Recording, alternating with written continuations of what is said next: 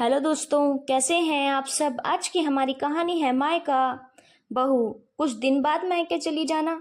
अभी मानवी मायके आ रही है और तुम नहीं मिलती हो उसे तो अच्छा नहीं लगता है। वो ज्यादा दिन नहीं रुकेगी, सिर्फ 2-3 दिन के लिए ही आ रही है। रीमा जी ने अपनी बहू शोभा से विनती करते हुए कहा, मम्मी जी, मेरी मम्मी भी तो मेरा इंतजार कर रही होगी और ये तो हर साल का ही है। हर बेटी अपने मायके आती जाती है, फिर आप तो होना यहाँ पर, मेरा होना कोई जरूरी नहीं है। शोभा ने बात टालते हुए कहा, बहू मैं तो हूं ही यहाँ पर, लेकिन तुम भी होती तो अच्छा होता। उसका भी मन करता है अपनी भाभी के साथ कुछ वक्त गुजारने का। और फिर मैं कब तक, मेरे बाद तो वो तुम्हारे ही पास ही आएगी ना। और फिर तुम तो 1 महीने के लिए जा रही हो। रीमा जी ने उसे समझाने की कोशिश की।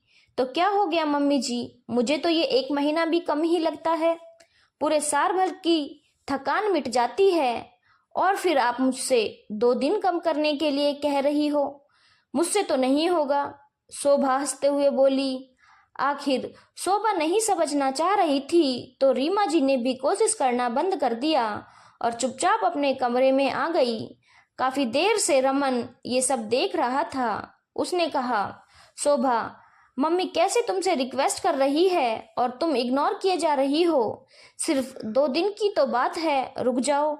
देखो रमन, मैं मानवी दीदी को यहाँ आने से रोक तो नहीं रही हूँ, पर मेरे मम्मी पापा भी साल भर मेरा इंतजार करते हैं कि उनकी बेटी उनसे मिलने आएगी, तो मैं उसमें कोई कमी नहीं रख सकती। आखिर मैं साल में एक बार ही तो जाती हूँ और फिर टिकट भी तो हो चुके हैं, उसे कैंसिल थोड़ी ना करवाऊंगी। शोभा ने पलटकर कहा, ठीक है, टिकट हो चुके हैं तो कैंसिल करवा दो, मैं तुम्हें कार से मायके छोड़ आऊंगा। और फिर मानवी भी तो साल में सिर्फ एक बार आती है और तुम यहाँ नहीं होती हो, उसका भी तो मन करता होगा तुमसे मिलने का। और सिर्फ 2 दिन की ही तो बात है। रमन ने कहा, अरे मानवी दीदी से मेरी फोन पर बात हो जाती है ना, कई बार हम वीडियो कॉल पर बात कर चुके हैं होते हैं, फिर अलग से क्या मिलना। अगर दीदी को मुझसे मिलने की इच्छा होती है तो वो साल के बीच में भी आ सकती हैं, छुट्टियों का ही क्यों वेट करती हैं। नहीं रमन, मैं तो नहीं रुकूंगी, मुझे तो मायके जाना है, शोभा जिद करते हुए बोली। आखिर शोभा को जिद करते देखकर रमन भी ज्यादा कुछ नहीं बोला। मानवी पूरे साल में सिर्फ 2-3 दिन के लिए ही आती थी। बच्चे स्कूल जाते थे और सास पिछले 3 साल से बिस्तर पर थी, इसीलिए मानवी ज्यादा वक्त नहीं दे सकती थी। जब उसकी ननद गर्मी की छुट्टियों में आती थी तो 2-3 दिन का समय निकाल कर वो मिलने आती थी, पर ये बात शोभा समझना नहीं चाहती थी। खैर, शोभा को नहीं रुकना था और वो नहीं रुकी। जिस दिन मानवी को आना था उसके एक दिन पहले ही शोभा अपने मायके रवाना हो गई। वहां पहुंची तो पता चला कि भाभी तो मायके गई हुई है और बड़ी बहन जरूरी काम के कारण इस बार नहीं आ पाएगी। तब शोभा अपनी मम्मी से बोली, मम्मी, दादी दीदी को तो मुझ में समझ में आता है कि ससुराल में कोई अर्जेंट काम आ गया होगा, लेकिन भाभी को क्या हो गया, वो क्यों मायके चली गई। उन्हें पता था ना कि मैं आ रही हूँ, कम से कम मुझसे मिलकर ही चली जाती। अरे तू क्यों नाराज हो रही है, मैं हूं ना घर पर, तुम मुझसे मिलने आई है ये तेरी भाभी से।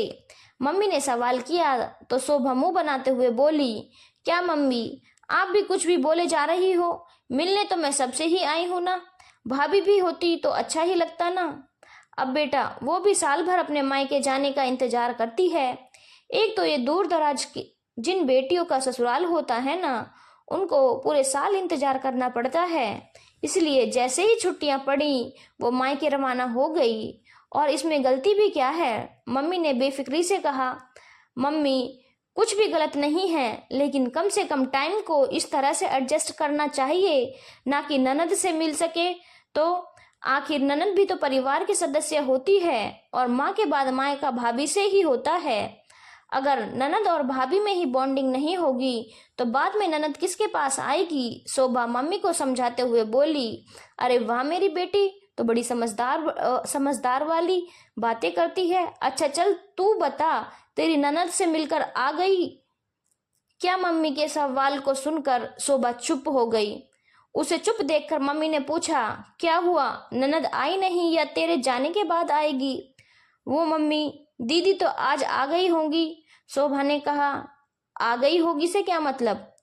आज जानने वाली थी क्या? मतलब तुम मिलकर नहीं आई? वाह रे बेटा, सारी एडवाइस दूसरों के लिए, खुद को कुछ अमल नहीं करना। जब खुद नहीं करती तो अपनी भाभी से क्या उम्मीद करती हो? बेटा, मुफ्त की सलाह और मुफ्त का प्रसाद हर कोई बांट सकता है, पर जब बात खुद पर आती है ना तो अच्छों की हालत खराब हो जाती है। इसीलिए लंबी लंबी बातें फेंकने से अच्छा है कि अपनी जिंदगी में खुद भी उसको अमल करके दिखा।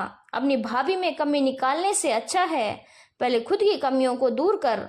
आखिर माँ की डांट के सामने शोभा ने चुप रहना ही ठीक समझा, पर ये उसे समझ में आ गया जो कमी उसे लग रही है वो कमी मानवी को भी तो महसूस होती होगी। इसीलिए अगली बार से उसने ठान लिया कि वो टाइम को एडजस्ट करके मायके आया करेगी, ताकि सबसे मिल सके, मायके में भी और ससुराल में भी। धन्यवाद दोस्तों। अगर आपको कहानी अच्छी लगी हो तो चैनल को लाइक, शेयर और सब्सक्राइब करना ना भूलें।